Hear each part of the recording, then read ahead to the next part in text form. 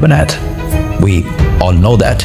लेकिन यहूदी और ईसाई जो इब्राहिम अलैहिस्सलाम को एक सच्चा पैगंबर मानते हैं, वो सारी इंपॉर्टेंस जेरूसलम को देते हैं और मक्का को बस एक आम सी सिटी कहते हैं, और कहते हैं कि मक्का का इब्राहिम अलैहिस्सलाम और उनके खुदा से कोई ताल्लुक नहीं है। लेकिन इन्हीं की किताब तौरात में क्लियरली लिखा हुआ है कि मक्का में ही खुदा का घर है।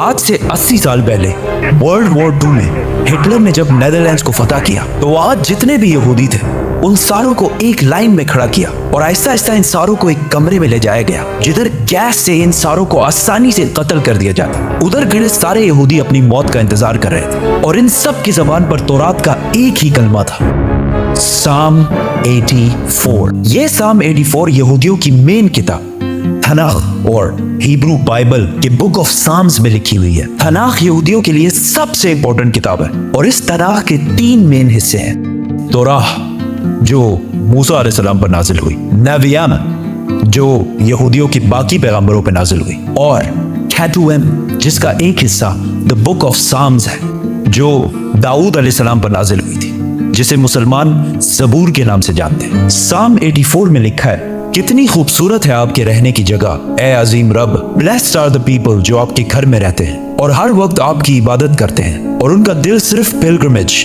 हज की तरफ होता है। जब वो बक्का के खुश्क वादी के पास से गुजरते हैं, बक्का तो वो उस वादी को स्प्रिंग्स चश्मों में बदल देते हैं। They go from strength to strength, जिसका असली हिब्रू तर्जुमा है they go from mountain to mountain. यहूदियों की इस किताब में क्लियरली लिखा है कि खुदा का एक घर है, बक्का की खुश्क वादी में है और उसके पास चश्मा भी है और वहां लोग पहाड़ से पहाड़ की तरफ जाते हैं। ये क्लियरली काबा की बात हो रही है जो मक्का में है, जिसके पास जमजम का कुआं है, और लोग सफा के पहाड़ से मरवा की तरफ जाते हैं। लेकिन यहाँ तो लिखा है कि अल्लाह का घर मक्का में है। इसका मक्का से क्या ताल्लुक है?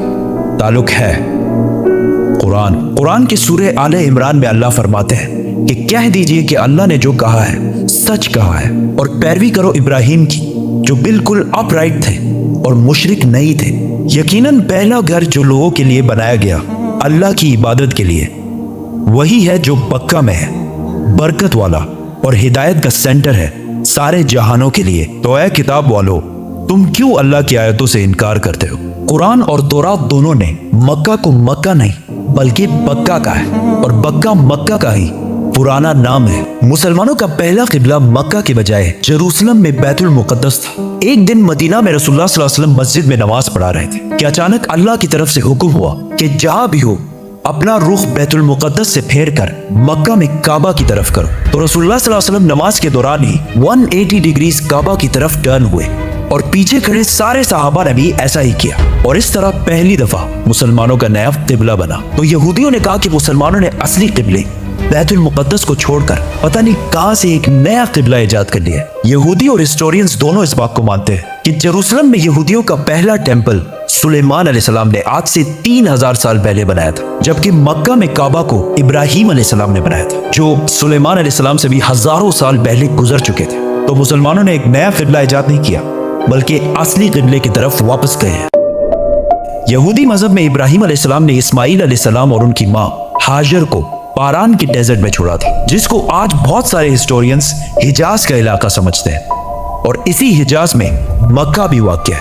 यहूदियों के रिलीजन में इस्माइल अलैहिस्सलाम की इतनी इंपॉर्टेंस नहीं है जितनी इसहाक अलैहिस्सलाम की है, और वो कहते हैं कि इब्राहिम अलैहिस्सलाम को इसहाक अलैहिस्सलाम को ज़िबा करने का हुक्म दिया गया था, इस्माइल अलैहिस्सलाम को नहीं। लेकिन वो हमेशा से इस्माइल अलैहिस्सलाम और उसकी औलाद को नेक और सच्चे लोग मानते हैं, और इसका अंदाजा इस मूवी के क्लिप से होगा जो यहूदियों ने मूसा अलैहिस्सलाम पर बनाई थी। जब मूसा अलैहिस्सलाम मिस्र से भागकर जैथरो के पास पनाह लेते हैं तो जैथरो उनसे कहते हैं, Abraham is the father of many nations.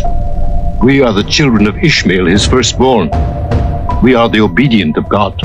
काबा को बनाने के बाद मक्का का पहला नाम मक्का था और यहाँ ज्यादातर इस्माइल अलैहिस्सलाम की औलाद आबाद थी। जैसे जैसे वक्त गुजरता गया आहिस्ता आहिस्ता बहुत सारे और ट्राइब्स भी मक्का में रहने लगे और यहाँ का नाम बक्का से मक्का में बदल गया।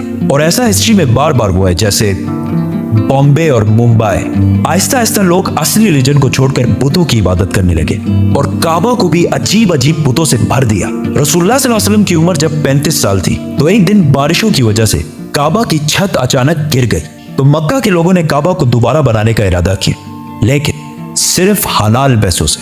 जैसे ही वो काबा की टूटी दीवार बनाने लगे तो एक दीवार पर कुछ अजीब सा लिखा हुआ था। उन्होंने ये पढ़ने की कोशिश की, लेकिन ये अरबी में नहीं, किसी और जबान में लिखा हुआ था। आखिर एक यहूदी ने आके इनको बताया कि यहूदियों की जबान अरमेयक है और इस पर लिखा है I am Allah the Lord of Mecca. और ये मैंने तब बनाया था जब मैंने आसमान और जमीन और चांद और सूरज को बनाया था, और ये तब तक कायम रहेगा जब तक इसके 2 पहाड़ कायम है।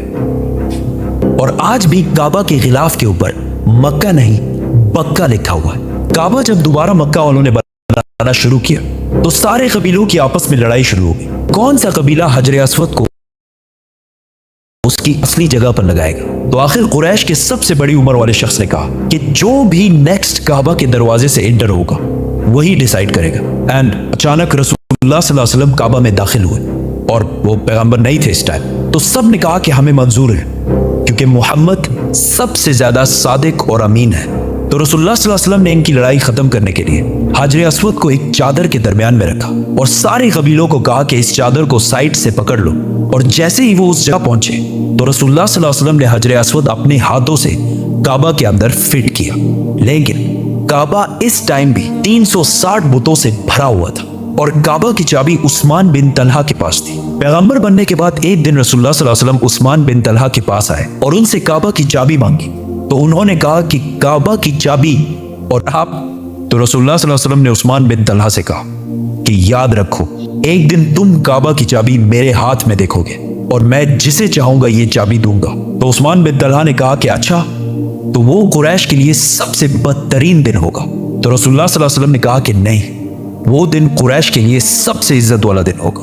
इस वाकये के कुछ ही साल बाद आखिर रसूलुल्लाह सल्लल्लाहु अलैहि वसल्लम ने 10,000 मुसलमानों के साथ मक्का को फतह कर लिया और काबा के अंदर मौजूद सारे बुतों को तोड़ दिया और काबा की चाबी उस्मान बिन तलहा को वापस कर दी। इसके बाद मुसलमान अरब के सबसे पावरफुल फोर्स बन गए। लेकिन मक्का को फतह करने के सिर्फ 14 दिन बाद मुसलमान अपनी जिंदगी की सबसे मुश्किल जंगों में से एक के लिए हुनैन की तरफ रवाना हो। सब्सक्राइब।